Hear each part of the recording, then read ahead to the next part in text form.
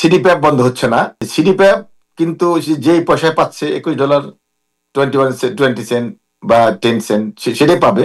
সিডিপ্যাপে যারা আছে তাদের কোনো আতঙ্কিত হওয়ার কোনো মানে মানে কারণ নেই। এটা যদি তদন্ত হয়, মিস ইনফরমেশন দিয়ে যদি ফেডারেল মানি, এটা ফেডারেল মানি, ফেডারেল একটা ক্রাইম, আপনি মিথ্যা তথ্য দিয়ে ফেডারেল মানি আপনি নিতে পারেন না। তো সেই ক্ষেত্রে আমি মনে করি যে এটা খুব ভয়ঙ্কর, এই কাজটা যেন কেউ না করে। তারপরে সার্টিফিকেট গুলি মানে 2 নম্বরই বানিয়ে দিচ্ছে।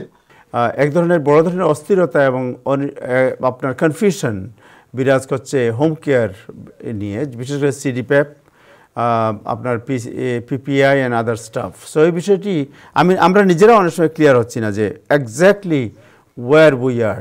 গিয়াস আহমেদ, একটু কি ব্যাখ্যা করবেন? আপনি তো ইমিগ্রেন্ট এল্ডার হোম কেয়ারের প্রধান এবং আপনি জানেন পুরো জিনিসটা। তো সিডিপিএফ বলছে মার্চ থেকে শেষ, আবার কেউ বলছেন যে না থাকতে পারবে, মানে এক ধরনের কনফিউশন বিরাজ করছে। Exactly what is the message, clear message? ধন্যবাদ আপনাকে। ভেরি ইম্পর্টেন্ট একটা ইস্যু আমাদের কমিউনিটির ভিতরে। বস্তুত আপনারা জানেন যে পিপিএল নামক একটা কোম্পানিকে আপনার এই সিডিপ্যাপ সার্ভিস দেওয়ার জন্য গভর্নর অফিস থেকে দেওয়া হয়েছে এবং তার সাথে আরো 24টি হোম কেয়ার কোম্পানিকে লাইসেন্স মানে পারমিশন দিয়েছে যে একসাথে কাজ করবার জন্য এই পিপিএল এর সাথে। তো সেই পিপিএল এর অর্থাৎ সিডিপ্যাপ কিন্তু বন্ধ হচ্ছে না, সিডিপ্যাপ সার্ভিস ঠিক থাকবে। কিন্তু নিউ ইয়র্ক স্টেটে প্রায় 600 থেকে 700 সিডিপ্যাপ লাইসেন্স বা এজেন্সি আছে। সেই এজেন্সিগুলি কিন্তু বন্ধ হয়ে যাচ্ছে, কারণ আপনার এখন 24টা কোম্পানি এই পিপিএল এর সাথে একসাথে কাজ করবে। সেই 24টা কোম্পানির মধ্যে আমাদের যে কোম্পানি, আমি এই কোম্পানির vice president committed home care, সেটা আছে। অতএব আমাদের কোনো সমস্যা নেই এবং আমাদের সাথে ও অন্যান্য কোম্পানি যারা মানে যারা এই লাইসেন্সটা নাই বা পান নাই, তাদের সার্ভিসগুলি আমাদের সাথে অনেক চলে আসতেছেন। অতএব বস্তুত হলো সিডিপ্যাপ বন্ধ হচ্ছে না। এবং আরেকটা জিনিস আমি উল্লেখ করতে চাই যে সিডিপ্যাপ কিন্তু যেই পয়সায় পাচ্ছে $21, 20 সেন্ট বা 10 সেন্ট সেটাই পাবে, সেটার পরিবর্তন হচ্ছে না। কেয়ার গিভার ঠিকই থাকবে, পিতামাতা ভাই বোন যারা যেভাবে আছে সেভাবেই থাকবে। নতুন কোনো পরীক্ষা দিতে হচ্ছে না, শুধু ট্রান্সফার করবে, আমাদের সাথে ট্রান্সফার করতে পারে কল দিয়ে। তো সেক্ষেত্রে আপনি যদি যান মানে ডিওএস বা ডিপার্টমেন্ট অফ হেলথে যান বা পিপিএল এর ওয়েবসাইটে যান, সেখানে আমাদের অ্যাড্রেস দেওয়া আছে জ্যাকসন হাইটসে 370574 স্ট্রিট, আমাদের অ্যাড্রেস হেড অফিস হিসেবে উল্লেখ আছে। তো এই আরেকটা জিনিস হলো যে যারা সিডিপ্যাপ এর সার্ভিস নিচ্ছেন তারা কিন্তু অনেকে পিসিএ তে ঢুকবার জন্য বা ঢোকবার জন্য অনেকে বলছেন বা অনেকেই ট্রান্সফার করছেন। এটা কিন্তু অনৈতিক এবং আইনের দৃষ্টিতে এটা ইলিগাল।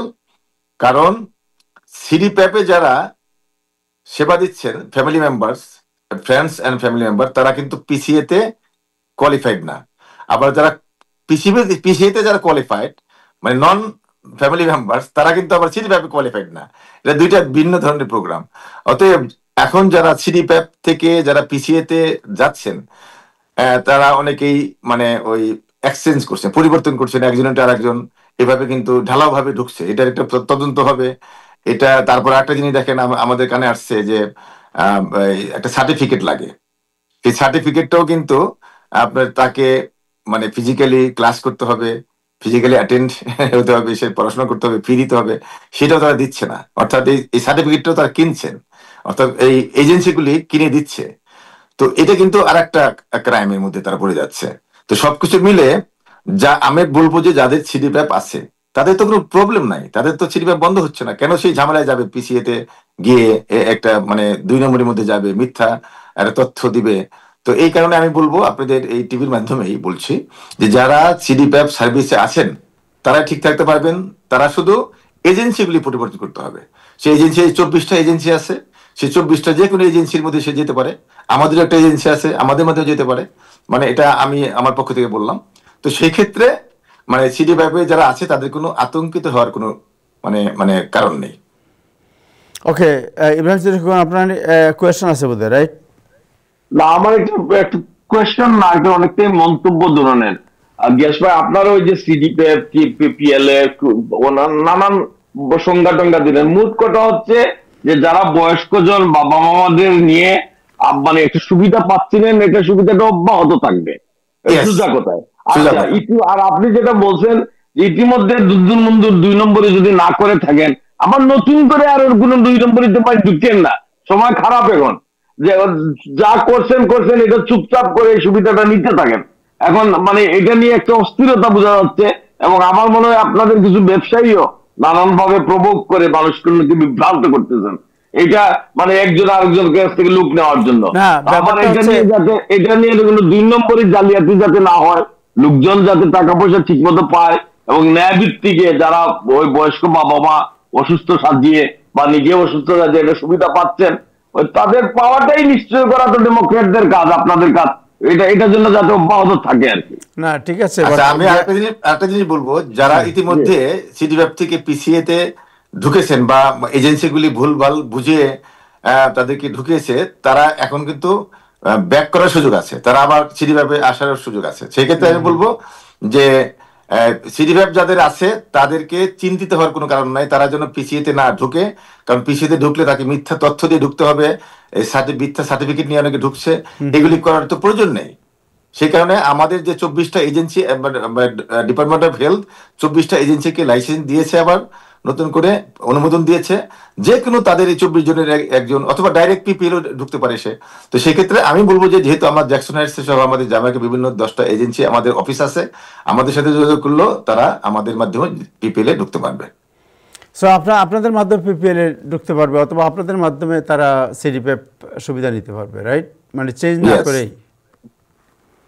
ওকে, যেটা একটু আগে গিয়াস আহমেদ বলছিলেন যে অনেকেই এই যে সুবিধা নিজেদের আয়ত্তে রাখার জন্য বিভিন্ন ধরনের মানে মিথ্যা তথ্য এবং বিভিন্ন ধরনের আশ্রয়ের মাধ্যমে তার মানে অন্যায়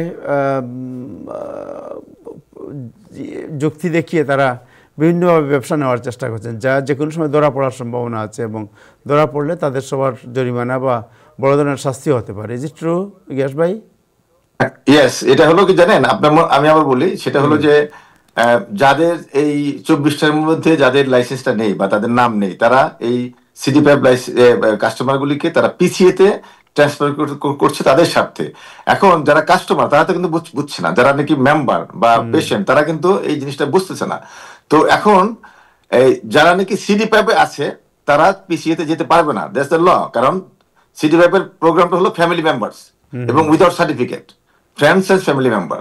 আর পিসিএ তে যারা ঢুকবে এইচএসসি সার্টিফিকেট নিয়ে, তারা আবার ফ্যামিলি মেম্বার তারা হতে পারবে না, সেখানে নন ফ্যামিলি মেম্বাররা সেখানে থাকবে, দুইটা ক্যাটাগরি ভিন্ন। তো এখন অনেকে আমাদের কানে আসছে যে এই মানে ফ্যামিলি মেম্বার না বলে, যে আমি তাকে চিনি না, আমি আলাদা অ্যাড্রেস দেখাচ্ছে, তারপরে আরেকজনকে দেখাচ্ছে, এবার এক্সচেঞ্জ হচ্ছে, মানে আমার পিতারটা আমি না দেখে আবার আরেকজনের পিতা আমি দেখাচ্ছি, এভাবে করে ঢালাও ভাবে এভাবে কিন্তু ঘোষণা দেওয়া হচ্ছে। শত শত লোক কিন্তু এভাবে এখন ঢুকছে পিসিএ তে। দ্যাট মিন এটা যখন জানবে পিপিএল এর এখানে স্বার্থের ব্যাঘাত হচ্ছে, কারণ পিপিএল তার কাস্টমার মানে হারাচ্ছে।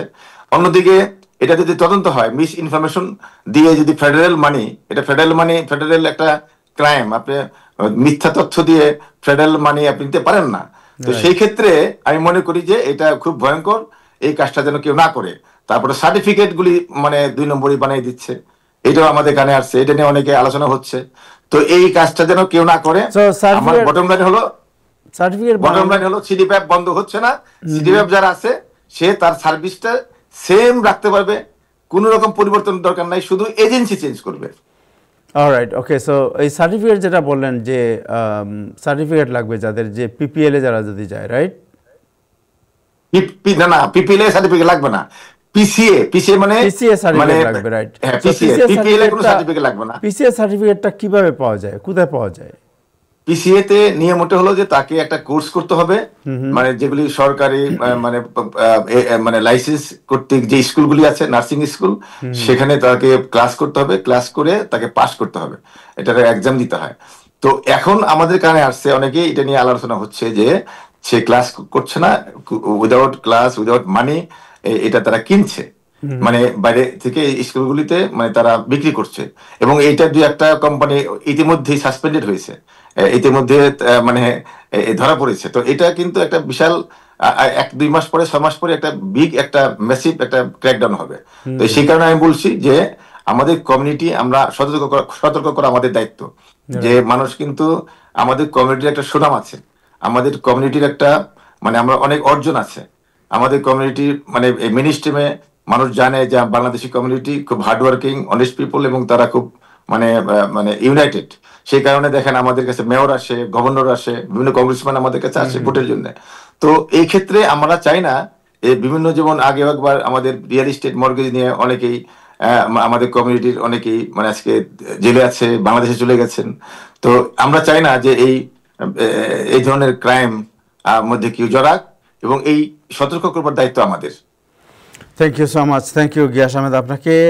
যদি আর লেটেস্ট কোনো ইনফরমেশন থাকে তাহলে আপনি আশা করি আমাদের জানাবেন, এবং কমিউনিটির স্বার্থে আপনি যেভাবে আগে সবাইকে ইনফর্ম করেছেন আপনি ভবিষ্যতেও বিষয়গুলি ইনফর্ম তবে আমি শেষ করবার আগে বলি যে এই 24টা কোম্পানির মধ্যে আমাদের কোম্পানি আছে, কমিটেড হোম কেয়ার।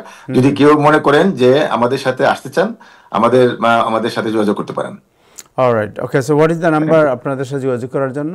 আমার ফোন নাম্বার 9177447308, আর আমার অফিসের নাম্বার 7184570813। থ্যাংক ইউ, আপনাকে অনেক ধন্যবাদ গিয়াস আহমেদ, আপনাকে অনেক ধন্যবাদ, thank you. Thank you. Ibrahim, আপনাকে